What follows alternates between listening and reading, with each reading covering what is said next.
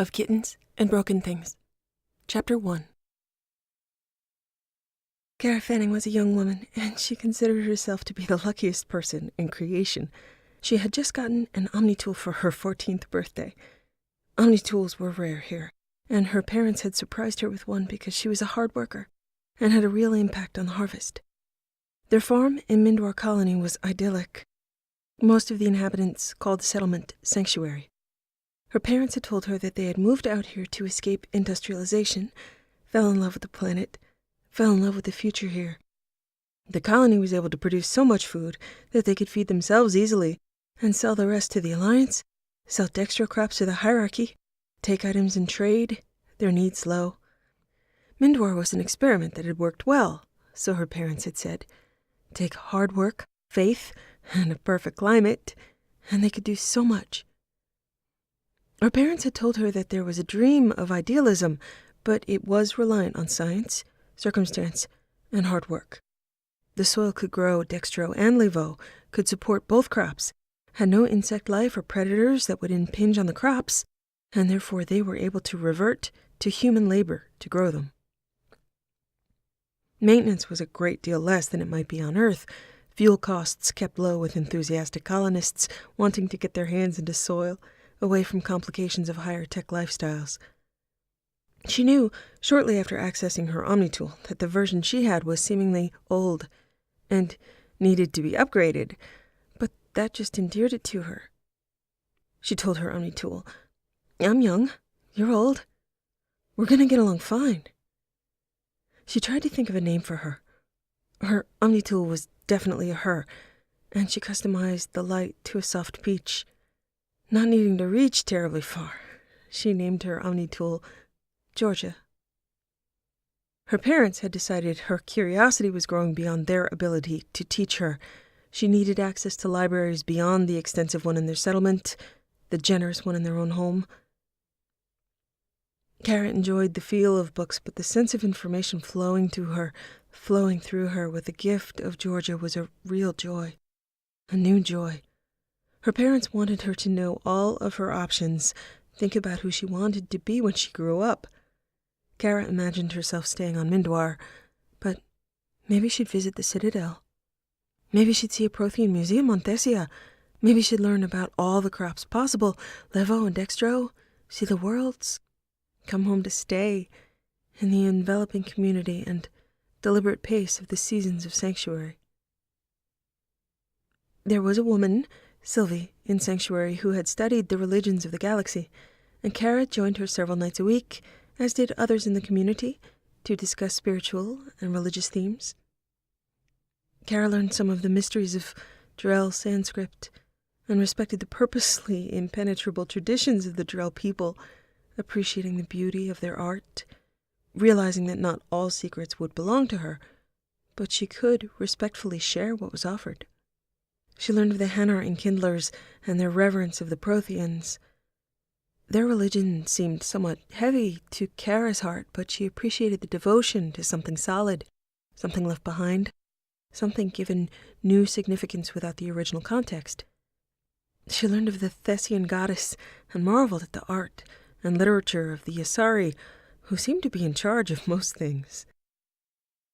She learned of Turian devotion to ancestors and the idea of the generation of spirits through action and intent. Sylvie taught her about Solarian dedication to discovery, the intricacies and flow of that. That subject led her to scientific principles, to Richard Feynman, to philosophies that discussed internal and external bias, personal responsibility for choices, ethics, and there was so much to read she would never be able to read it all, but she was going to try. In her studies about Feynman, a small fact finally explained something about herself, to herself.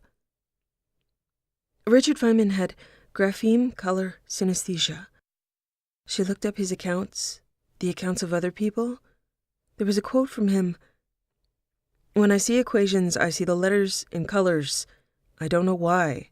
As I'm talking, I see vague pictures of Bessel functions from Jonke and Edme's book with light tan J's, slightly violet bluish N's, and dark brown X's flying around. And I wonder what the hell it must look like to the students." Feynman had made up his own mathematical notation, but had been unable to propagate it, probably because it was cued to his mind specifically, and although it was a perfect tool for him... That was such a beautiful idea, and Kara fell lightning bolt in love with how strange and wonderful the human mind was. Kara had synesthesia. Now she knew it was a real thing. One of her heroes had experienced it, had built an internal world with color and depth that only he was able to experience because of how his mind worked. It wasn't the first baseboard in her internal cathedral, but it was solid and sure, shared finally, named and placed. She began to see synesthesia in some religious contexts. Couldn't seeing auras or even halos be a form of synesthesia? Impressions of character portrayed the same way Feynman saw brown whenever there was an X? The brown didn't exist, except in his mind, but it was a clue, a marker. Kara had her own code, her own constellation of indicators that happened in her mind. She had impressions of people. She didn't exactly see auras, but she got lightning bolt moments, times where something or someone seemed to vibrate or glow, especially notable in the way her curiosity could light on something and she could become instantly obsessed, projecting an irresistible trail of breadcrumbs, the joy of finding a new idea urging her on again to the next. Georgia allowed her to build her quiet faith in herself, in the mysteries of things, in the vibration and glow that nobody else saw. She learned about all the histories of all the worlds, war and peace and art and literature, people and ideas. She was the luckiest person in the galaxy to have her opportunities to learn. She learned that religion and science had, in the past, in several places, been seen as opponents, but others had managed to blend them, and the thoughts were beautiful, ethereal, or lightning bolt searing. When her mother called her down to her birthday dinner, she thanked her parents effusively again for their gift. Her father kissed the top of her red hair, which they all shared. He looked down at her with bright green eyes, which they also shared. "You're welcome, Lo. You've earned it. Wish we could get you more, but if I know you, you'll make better use of that thing than anybody else with the newest version." Lal was short for Lalik, a form of earth art glass. Her father said she was always transparent, ethereal, and catching the light. However, they were farmers, and her mother reminded her that being made of artistic glass was a lovely thing, but getting dirty was necessary, and cleaning up even more so. Kara's mother taught her forms of martial arts for the beauty and exercise of it. Many of the more stylistic forms had been created when owning weapons was forbidden. It was a reminder that someone forced into ignorance need never stay there, given ingenuity and will. Kara smiled at the spread of some of her favorite foods and said her version of grace, not affiliated with any religion in particular. "I give thanks for sanctuary, for the opportunities we've been granted, for the choices we've made. I give thanks for another year of life, for my family, for this community where I can learn, where we can make a better life. We have been granted seed and harvest, and the harvest has followed the seed so often that we have not needed faith. If I have a wish, it is that new seed be given to those who need it, all the faith required, a whole body for hard work, and a vision for the future." Her mother said, "Seconded. Pass the bread." For her 15th birthday, Sylvie promised personal sessions to Kara. Sylvie and Kara began more explorations of religious and spiritual traditions, sharing more of their personal styles. Sylvie was an excellent teacher of religion, but she considered herself to be more spiritual. "Kara, I am afraid that when religions become too solid, too unbending, no matter where they started, they can become tools of dogmatic enforcement. Studying religion can be about learning what mistakes have already been made with some of the greater ideas of our forebears. There seems to be no idea that cannot be twisted. When a religion values something, even if that thing is as pure as valuing family, it can be twisted into deifying that value. Once a value becomes infinite, divine, then the defense of that value can be taken up with infinite action. Then it falls prey to more mundane motivations, greed, fear, and violence masquerading as righteousness.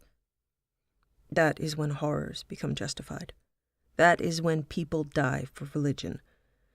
Even the Asari, who are advanced, still stigmatize pure blood birth.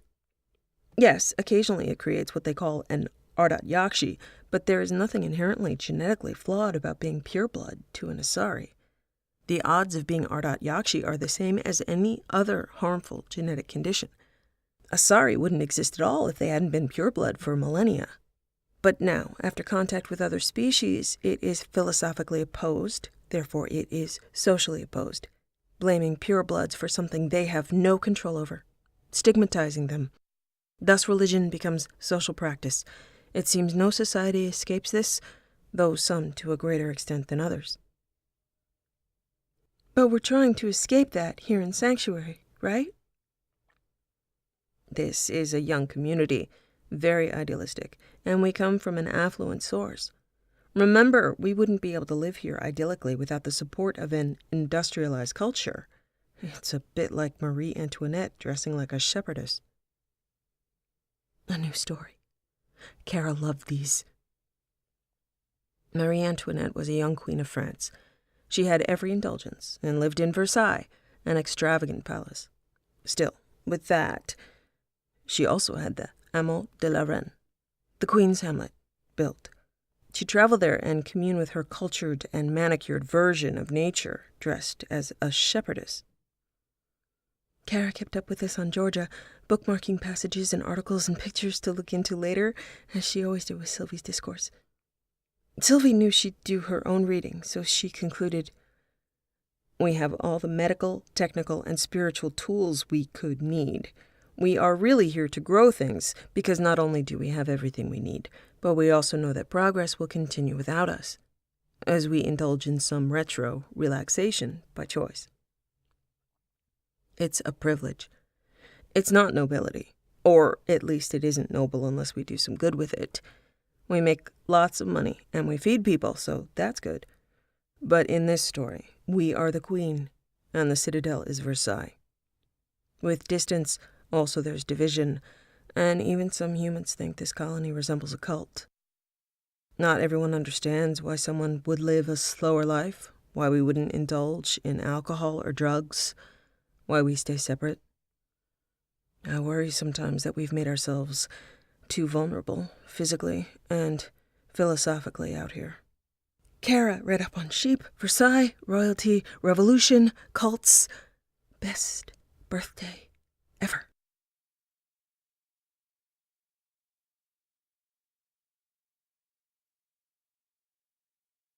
For her 16th birthday, Kara had been given a kitten by Vasily, a young man her age who had been trying to get her attention and pull her away from her books, and had not quite managed. Kara enjoyed Vasily as a friend, but unless conversation was about something, Kara was the worst. Kara's mother said she'd get better at it. Just talk to people like you talk to us.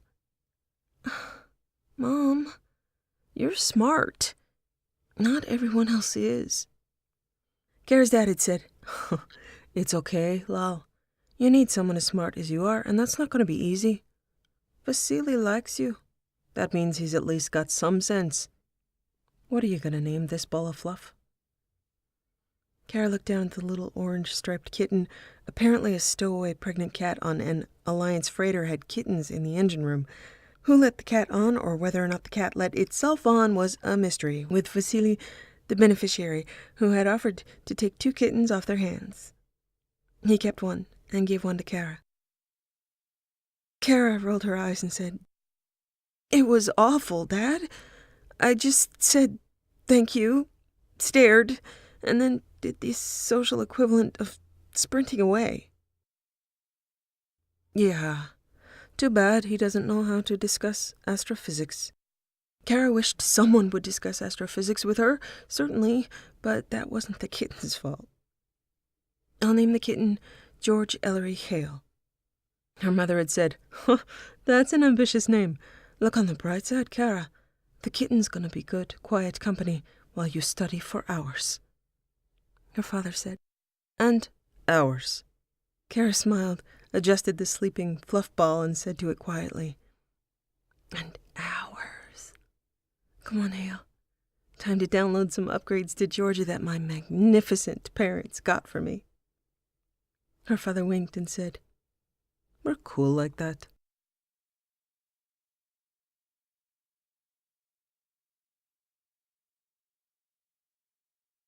It had been a few weeks since Hale had been given as a gift, and Kara was trying to figure out whether or not Hale was going to manage to be an outside cat or not. He chewed on everything, and she didn't know if he would have a dextro allergy.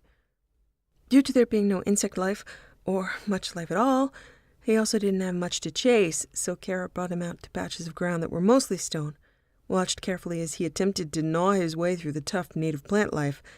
It took him a while, kept him busy, and seemed to do him no harm. She brought little bits of crumpled paper for him to chase. She'd throw one, and he'd bolt after it. Eventually, he learned that was the most fun he was going to have, so he was smart enough to learn to bring them back to her. He was somewhat grudging and offended at having to do this, so she ignored his efforts and didn't try to praise him. They both pretended the little balls of paper just teleported back to her. They spent several companionable hours this way a day, Hale exploring, gnawing, and nudging at her to notice that there were a few neglected balls of paper that required her attention if she got too involved in study. She'd discovered a new passion for theater. New upgrades to Georgia gave her not only access to text, libraries, and lectures, but more extranet entertainment options, and she was burning her way through everything from Elcor Shakespeare to Blasto. It had been a revelation. While Hale was growing up, she'd been able to talk to Vasily. Actually talk to him, and not about astrophysics. She was able to thank him for Hale, smile, and ask him about his own kitten, about what interested him. It was a milestone of achievement there, and she owed it to George's upgrades and theater. It terrified her, way out of anything considered comfort or zone, but she'd work on it. Talking to people about something she was interested in was the easiest thing, but making up something to talk about was exhausting. So she tried to lead conversations to someone volunteering a topic, and then listening. She didn't have to be herself with other people. She could be someone else, someone with a script, someone who is not painfully curious. That was her main problem with people. She wanted to interrupt everything they said, ask more questions, all the time, more questions. She wanted to ask Vasily where his name came from. Where did his parents come from on Earth? What did he think? Well, what did he think about everything? Most often, though, with some of her favorite subjects, she'd get a blink and then a response like, "I don't know anything about that." People seemed to move slowly compared to the speed her brain wanted to barrel through, and she tried to adopt a more comfortable persona. Comfortable for them, not her. She tried to smooth herself out, clamp down on her curiosity. She tried to listen. It wasn't lying, exactly. It was accommodating. She was going to be an accommodating person and learn about patience. She was lucky, and not everyone else lived in a world of super-saturated knowledge with synesthesia brightening the information. She could always look forward to being alone, to be able to retreat back to the flow of curiosity and knowledge sparking, making new connections in her mind. Hale had also given her a new idea. There weren't too many animals on Mindwar. Maybe she'd change that. There was no livestock. Sanctuary was essentially vegan, ate what they produced, but pets would be nice. Veterinary medicine sounded interesting. She'd at least like to know how to reverse a potential dextro allergy in a cat. A ship seemed to be coming in for a landing, but she didn't recognize it. It didn't look like an Alliance or Hierarchy vessel. She took a quick picture of the vessel, did an image search. Batarian. She read the word with a sizzling freeze along her spine. Batarian. A style of ship associated with Batarian slavers. The picture was framed in bright red warnings. Wanted. Her parents didn't have omnitools. She couldn't let them know. She was half a mile out. The Batarians would be into Sanctuary proper before she could get back to warn anybody. Think, Kara. She gathered up Hale, who wasn't quite done with one particular paper ball and resented being picked up in the middle of his important mission. She bundled him up under her shirt, his claws digging into her skin, her hands supporting him and making sure he didn't fall, didn't get away. Think. She did have an omnitool, and she could do something. There were extranet contact frequencies she could attempt, links for contact regarding the vessel's wanted status. She tried, more and more frustrated, because they were all message services. She could not speak to a real person. She still left several urgent messages. Mindwar colony is under attack by Batarian slavers. She forwarded the picture of the ship. There should be Alliance vessels nearby. This was the Attican Traverse, not the Terminus systems, but there were Batarians. There were Batarians here. Think.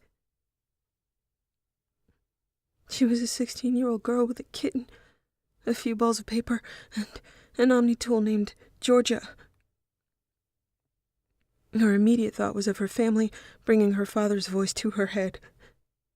Lal, I am going to tell you to hide. Don't you dare put your life in danger. Hide now. Don't come out until the Alliance gets here. She thought of her mother's voice. Kara, be smart. Don't kid yourself that a need to do something, anything, would be brave. We're your parents. It's our job to die before you. Remember what I've taught you? Do not let ignorance get you killed. Hale's claws dug in deeper as he scrabbled against her hold. Kara swallowed hard and chose not to hide, but neither was she going to march into the center of town.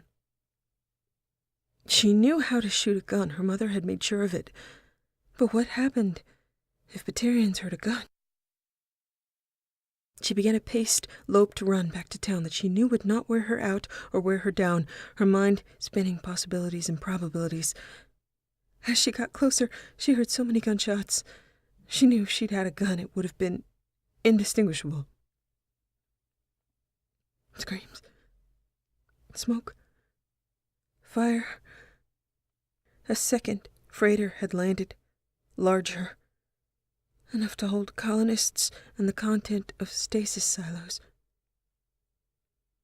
The terrain was too open. She had no safe approach vector. It was daylight, and despite rising smoke, visibility was clear. She could not get to her house. She was on the far side of the settlement, as close as she could get in this light. Screams. Smoke. Fire. She helplessly watched from behind an outcropping of exposed stone as the people of Sanctuary were systematically herded from their homes. Some shot and left to choke on the blood. Some kicked to death. Horrible things. She knew the history of the Batarians, their spiritual beliefs, the rivalry between Batarians and humans. She had read about it, seen previous colonies destroyed. It had seemed like the past, like all other conflicts that had been something she could learn about. She heard her parents' voices as they would really speak to her. She heard her own voice in honest evaluation. She was still a 16-year-old girl who could not even control a small cat, blood slowly drying, dripping as he formed new furrows with his claws. She looked off into the skies, hoping to see an Alliance vehicle. All she saw was spreading smoke. Her parents' voices chanted in her head the smartest people she knew. Do not leave cover, Lal. Save yourself. You're smart enough to know how this would go. You could kill a few Batarians, maybe, and then inspire them to murder more inhabitants in revenge. Kara, you can't make this better. Please don't make it worse. Don't throw your life away. Don't die with us. We need you to live. She waited for a glow, for a vibration, for a path as the descending dark spread over Sanctuary, and she imagined rescues, the Alliance storming in and taking back what was theirs. And this was the true difference between religion and spirituality. She had never prayed to a god or a goddess. She learned about how people created them, imagined them. Maybe if she believed in fate with a capital letter, she'd have a vibration, a glow, a calling. Instead, she just had an unusual mind. Right now, a helpless mind. A useless mind. Her only tool was despair, and it was a shield, and the shield was made of solid stone. Her parents' voices were her fate. When it was hours into full dark, she managed to pick her way carefully to the far side of Sanctuary, the home she had known, one of the smoking wrecks that added fuel flame bursts and electronic pops to the cloud of smoke. The Batarians had passed through this section, had taken or killed the humans. The silos that were not on fire were being emptied into the cruiser. She saw her mother's body first, her father not far away. The frame of the home had burned, but there was a cellar, and the floor had not burned. Battered and scorched bodies. 3 dead Batarian bodies were in the same room, having been lined up, probably by the Batarians that had overwhelmed her parents. If it weren't for the hair and remnants of clothing, she might not have been able to identify them. Their bodies scorched from heat, falling debris, shot and defiled, their faces ruined. No eyes to close. She imagined they had fought back to back, but had been separated after death by the same hands that had killed them, and then lined up Batarian bodies in haphazard respect, still leaving them behind to burn. She hoped they had been touching when they died, as they had been touching as they lived. She heard her father's voice in her head urge, Lal, you can't stay here. We love you. Get food and water, get a blanket, and go. Forget what you see here. Remember that we love you. We need you to live. She heard her mother's voice. Kara, you're so smart. You can only save yourself now. They don't know about you. They know about everyone else. Get out. Get away. Wait for the Alliance. Remember what I've taught you. You need to use your mind. Cry for us later. Don't make a sound. Now.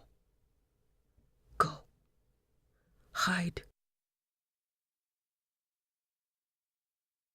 Blood dripped down her chest and tears dripped down her face, smoke stinging. She listened to her parents as she always had. First, dragging their bodies together, putting their hands together.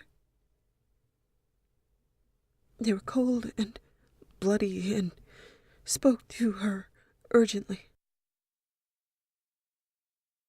She got a bundle of food, water, a blanket, cat food in short minutes from the cellar, and then she was back in the impenetrable dark behind more shielded stone.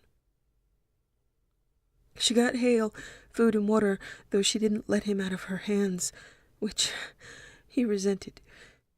She got more than a few bites and scratches, which she ignored, and he repeated until he got tired and fell asleep.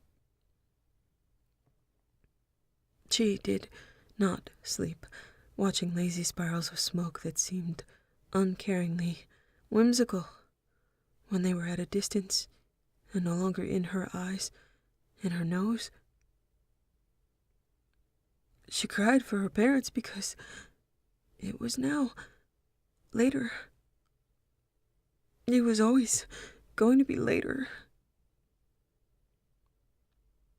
She remembered Marie Antoinette did ultimately meet the guillotine. She wondered what happened to Sylvie.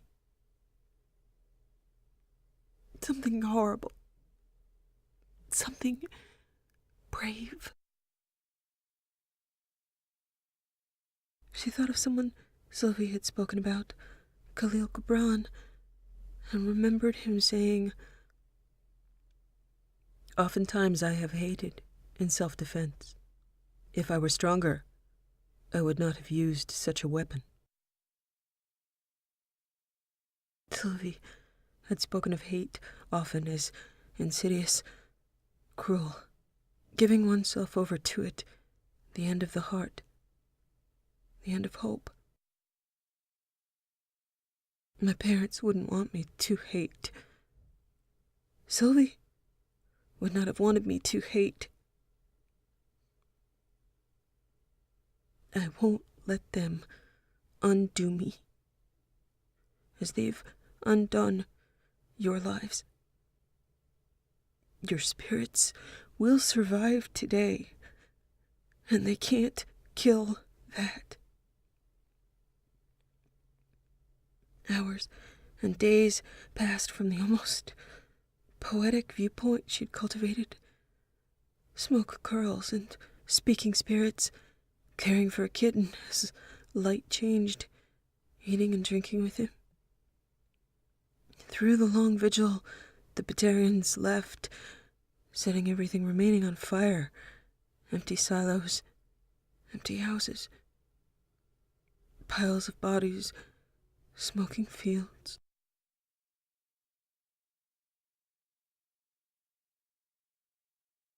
She was still awake when Alliance ships landed. Far too late to save anybody but her. She waited 2 hours, watched, and was sure there were no lingering Batarians after Alliance troops had cleared the remaining smoking structures. She walked toward the Alliance ship slowly on the most visible trajectory, a captive kitten shredding fabric between her and her skin, one hand in the air, in surrender. She doubted she'd be mistaken for a Batarian. She spoke a moment of grace to Batarian souls that had died, Batarian souls that had been driven to predation and murder, their bodies mixed in with the human souls whose bodies she knew, who she had named over and over in the past days. She heard a voice from behind a building. "No automated warnings, no defense. That's what you get when you join a fucking cult." Kara didn't flinch, didn't hate, didn't turn toward the voice, didn't see a face. Finally it happened, the synesthesia redundant and seemingly trite. Her eyes passed back to the Alliance cruiser, backlit inside her head. So, the Alliance wasn't just here to save the day. It was important to her, would be important. She heard that voice honestly, but it didn't shift the oppressive grief. A woman in uniform intercepted her. "Are you injured? What's your name?"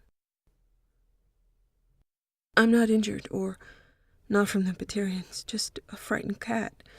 I'm bleeding, but he didn't mean it. My name's..." She made a split-second decision, the name also backlit in her head, distinct.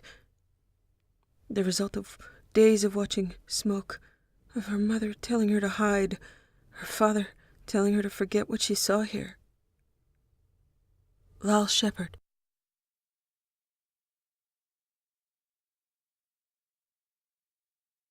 The Alliance found no records of Lal Shepard at the Mindwar colony, but neither could they link her up to Kara Fanning because she only had a paper birth certificate filed. To her obstinate repetitions of the name Lal Shepard, she was given new identification, dropped off at a station/school, and allowed to keep Hale with her. She cultivated a stony silence, which had worked when asked about what she was doing on Mindwar, or what had happened.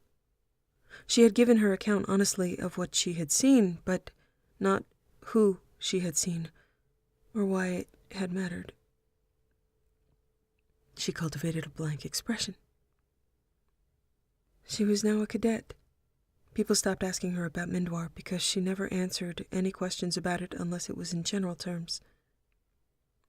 She'd heard enough grumblings about cults and ignorance to know that the Alliance seemed to blame every member of Mindwar for being there at all. She escaped having to defend herself from that particular condemnation because she was young, had a kitten, and a stony silence. She remembered every moment, but she wouldn't relay it. She was too raw to listen to any lecture about cults or idealistic people. She listened. She listened to the attitudes of the cadets and the instructors around her as though she were watching theater. It was as foreign to her experience as Elcor Midsummer Night's Dream. In fact, the Elcor habit of speech helped her as a template in the military. Irikah, her roommate, was a font of example and constant questions. "Shepard, what the hell?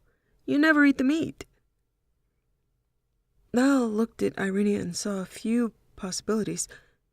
She wasn't about to say, "Because it would make me throw up. I haven't ever eaten meat. It was important to my parents. It's important to me." That sounded cultish, didn't it? Instead, she answered, making her voice sound harsher and more judgmental. "Is that what it is? Meat? Hard to tell. You want it. It's yours." She implied that she had standards. Irikah hadn't asked twice, and eventually got in the habit of spearing the offensive lengths off her plate as Lal tilted them toward her. It worked for them both. She enjoyed the classes. She was already well-read, well-educated. She breezed through. Her mother's training in hand-to-hand and weapons use gave her a status boost. Mutters about quiet and soft disappeared once she was ranked. She got in the habit of taking a gun with her back into the woods, seemingly for target practice, brushing off anybody that wanted to go with her. She'd find a quiet, nice spot, read on Georgia, and play with Hale, who had gotten good at holding still under bulky jackets when given enough incentive. He at least was happy with the introduction of meat to his diet. She did what she'd done for a lifetime. She did what she was told, soaked up information and local culture like a sponge, and began to navigate it with a flair for Elcor theater and fitting in. If she longed for quiet, nobody knew it. Nobody knew much of anything about her because of her fitting, stony silence, Irikah's hand-me-down attitude, and Hale's love for teleporting paper balls and chicken. She had never questioned the vibrating reality of the Alliance cruiser, and with no family and no real dreams of her own, being in a group of highly armed individuals willing to train her was perfectly fine. She was grateful. She'd read up on human attitudes toward the Mindwar colony, ranging from outrage to condescension, and moved on to address the perception of cult throughout history. Cult seemed to mean not my religion to most, and was prone to attack because it was a minority. Some had been truly dangerous, some benign, many crushed by public opinion. So she learned about public opinion and made a study of it. She read up on military heroes. Beyond that, she soaked in tactics and wartime strategy with unending thirst, each new way to solve a problem with lives on the line, lighting up her brain. Military careers could save lives. They could and had saved lots of lives, including hers. So that was where she'd head. Maybe someday she'd still visit Thessia or the Citadel, but for now, she'd stay on top of the rankings, polish her Elcor military style, and see what happened.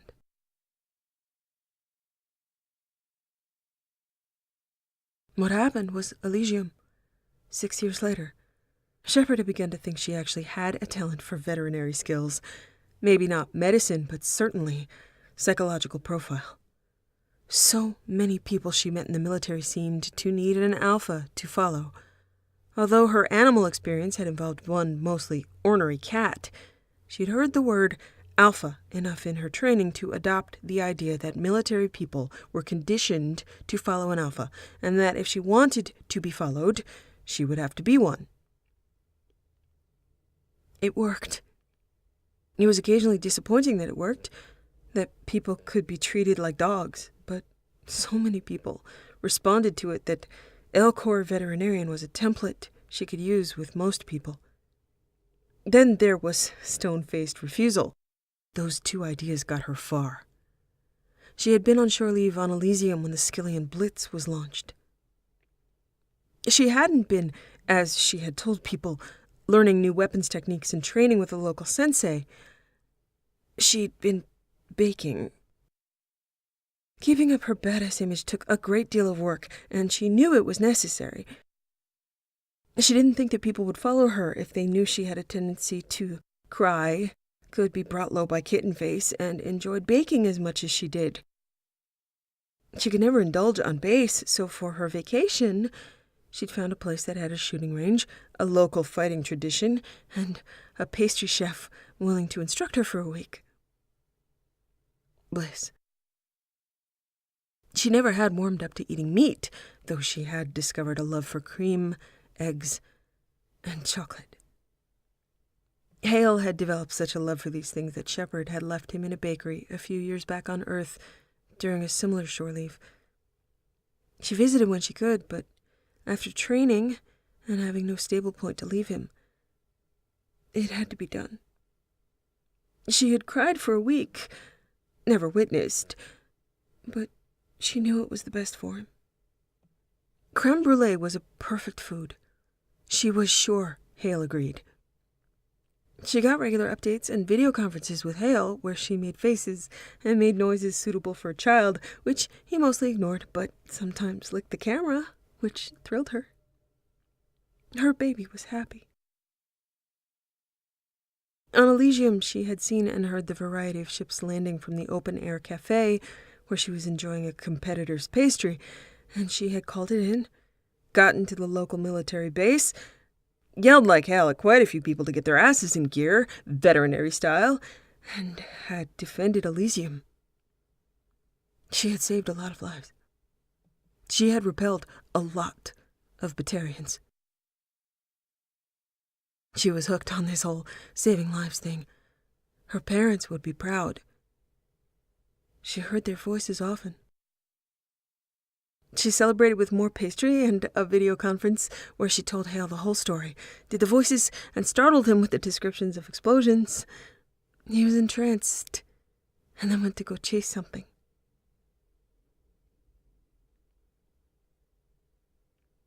She was good at being a badass. Strategically, she was gifted. A mimic of military success in strategy and personality, good at adapting to circumstances and recalling historical solutions to some of the same military problems that occurred over and over in mundane warfare. It was years before she had the privacy of her own command, but when she did it, she vowed to keep her cabin absolutely private.